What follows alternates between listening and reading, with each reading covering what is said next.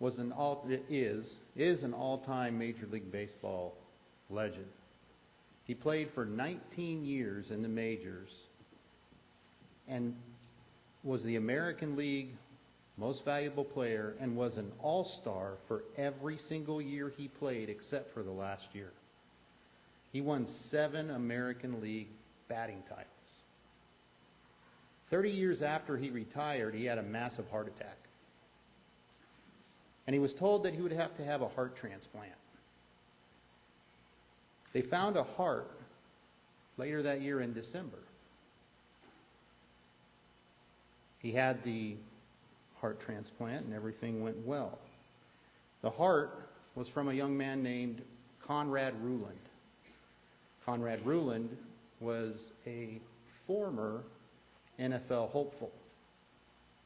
While running on a treadmill, trying to stay in shape, hoping for a call from an NFL team, he had an aneurysm.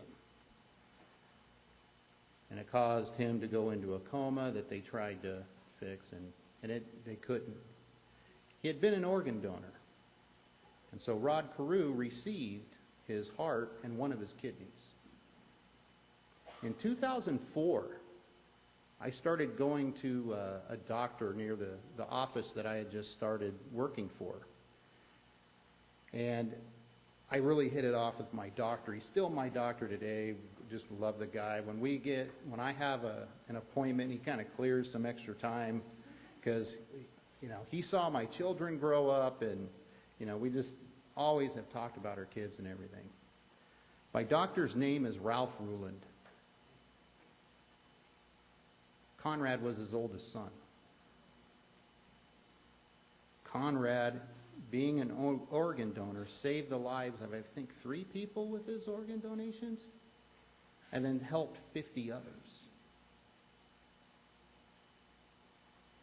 In Ezekiel chapter 36, God has told Ezekiel, go tell the Israelites this.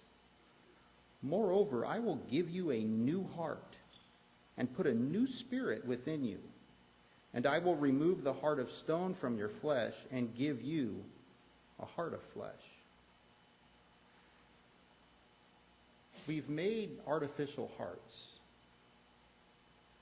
They don't work that great.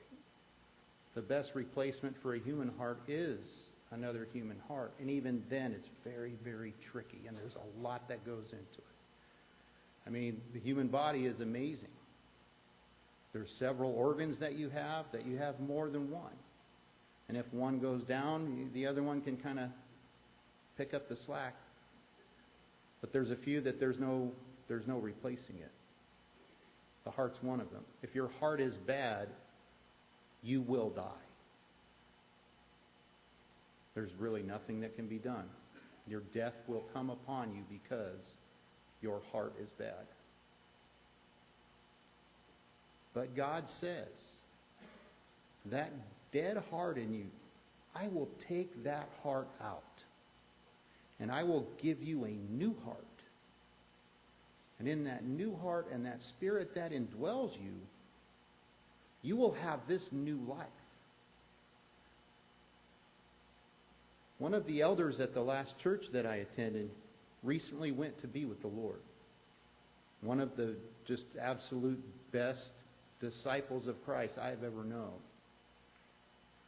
He had a kidney transplant when he was younger. That kidney lasted a ridiculously long time. The doctors told him this is miraculous that this kidney has lasted as long as it has. But in order to receive a transplant for your broken body, what has to happen? Someone has to die. Conrad died. So in order for Rod Carew to live, somebody was going to have to die. And it happened to be my doctor's oldest son. For us to have this heart that God promises, I'll give you this new heart. David says, create in me a clean heart. God says, I'll give you a new one. Not like your stone heart that doesn't beat, but one that beats and gives life. In order for that to happen, there had to be a death. And that death took place on the cross. The Son of God put on flesh, dwelt among us. John 1:14. Lived this perfect life, a perfect sacrifice, died, was buried, was resurrected. In that, we get to have this brand new heart. And unlike the heart that's within Rod Carew's chest, that heart will give out one day, just like my heart will give out one day probably. The heart that God puts within our chest will never give out. That heart and spirit that he puts in us is eternal life. That heart will never stop beating, and we will get to be with the Lord in glory forever. So as we eat and as we drink, think about this heart transplant. I don't know what it's like to be on a waiting list for a transplant, just hoping something happens. But even then, you're having to think. In order for me to live, somebody is going to have to die if it's a heart that I need, or lungs. But let's think about that in your mind and in your heart of what was done for you.